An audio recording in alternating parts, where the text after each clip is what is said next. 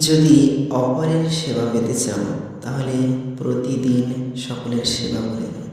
হযরত আব্দুল কাদের জিলানী রহমতুল্লাহ অতিভোজী কখনো ইবাদতে শান্তি পাবে না।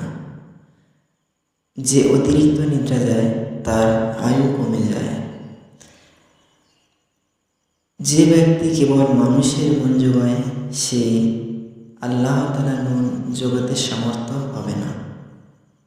যে অত্যাধিক কথা বলবে তার থেকে মিথ্যা ও পরনিন্দা নিশ্চয়ই বের হবে। হযরত ইব্রাহিম আদহাম রহমতুল্লাহ সম্পদ বন্ধু আকর্ষণ করে, দরিদ্র মানুষ আত্মীয়ের নিকটও প্রত্যাখ্যাত হয়। গুণের আকর্ষণে যে বন্ধুত্ব সৃষ্টি হয় তাই সাধারণত স্থায়ী হয়ে থাকে। হযরত আলী রাদিয়াল্লাহু আনহু বিপদে ধৈর্য ধারণ করা উপাসনা বিশেষ। নাসাই শরীফের হাদিস।